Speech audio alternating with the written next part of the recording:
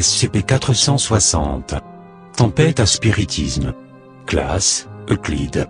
SCP-460 doit être traqué et observé par la force d'intervention mobile MU-13, en même temps chargé de maîtriser les incidents graves à mesure qu'ils se produisent. Toute information les concernant doit être transmise, cryptée et sauvegardée au site 19. Lors d'un événement ectoplasmique majeur, tout le personnel situé à une distance inférieure à 8 km de l'emplacement de SCP-460 doit évacuer la zone. SCP-460 est un amas de cumulonimbus flottant librement avec un diamètre d'environ 3,5 km.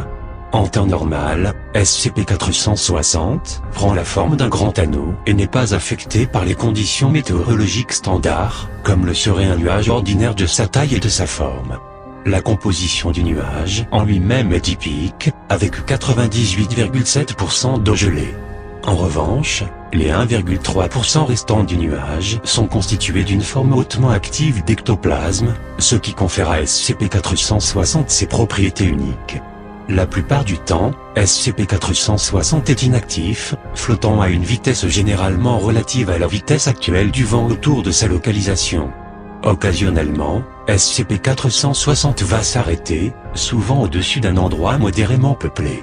Une fois totalement fixe, l'ectoplasme de SCP-460 va se condenser et tomber sous forme de pluie visqueuse, poussant les esprits de personnes récemment décédées à se manifester sous une forme physique comme des fantômes. Cette pluie apparaît comme une averse lumineuse survenant après une première pluie battante n'ayant que quelques interruptions intermittentes. En principe, seuls des sujets qui sont morts il y a moins d'un an vont se manifester, avec de rares exceptions. Il est à noter que non seulement les êtres humains peuvent revenir en tant que spectres, mais qu'il en est de même pour toute forme de vie consciente ayant une raison de se manifester. Les esprits qui se manifestent sont complètement autonomes tant que SCP-460 reste immobile et retourneront à la nature d'origine qu'ils possédaient lorsqu'ils étaient en vie. La dite manifestation, cependant, varie selon les cas. La plupart des sujets revenant d'une mort non violente sont souvent passifs et ressemblent beaucoup à ce qu'ils étaient durant leur vie. Les variations surviennent surtout entre les esprits de ceux qui ont subi une fin violente, incluant beaucoup de victimes de crimes tels que des meurtres ou des viols se manifestant sous forme d'avatars fantomatiques de la justice. Il est à noter que les morts causées par SCP-460 résulteront en des manifestations ultérieures. Au cours du temps, l'ectoplasme à l'origine de chaque manifestation va s'évaporer et remonter jusqu'au corps principal de SCP-460. Cela peut prendre entre plusieurs jours et quelques semaines en fonction de la température et l'humidité générale de l'environnement. Lorsque SCP-460 se déplace à nouveau, toutes les manifestations restantes sont instantanément vaporisées et le cycle recommence. Après être redevenu mobile, SCP-460 va errer pendant une période indéterminée sans suivre aucun schéma ni aucune habitude générale. L'objet a été découvert à près de la Sibérie, où des rumeurs sur une ville fantôme au sens littéral ont commencé à se diffuser dans toute la presse. Le nombre de manifestations ectoplasmiques causées par l'immobilisation de SCP-460 pendant une longue période de temps était alarmant, et étant donné la nature violente des esprits actuellement mécontents, une grande opération militaire a été nécessaire pour sécuriser les lieux.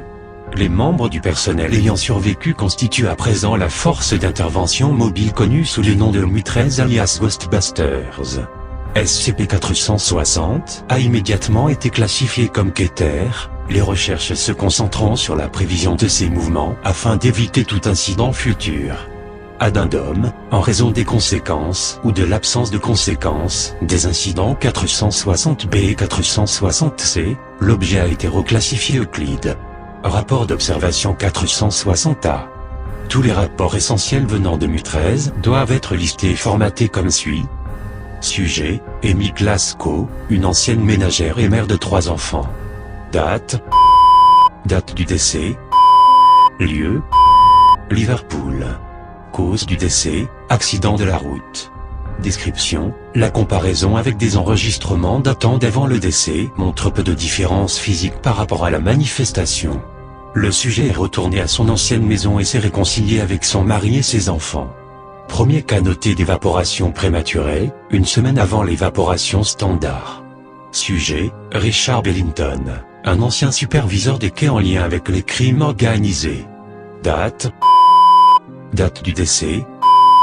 Lieu. New Jersey, États-Unis. Cause du décès, noyade. Description, la manifestation ressemblait dans l'ensemble au sujet, mais son ancien uniforme de travail a été remplacé par une tenue désuète noire et blanche de prisonnier avec une lourde boule et une chaîne attachée à la cheville gauche. Le sujet a été observé allant à un poste de police local et tentant de faire une déposition pour inculper un chef criminel local. L'enquête sur cette affaire est en cours. C'est dématérialisé normalement. Sujet, Alexandre Daskovich, un ancien propriétaire d'un bar local. Date. Date du décès. Lieu. Russie.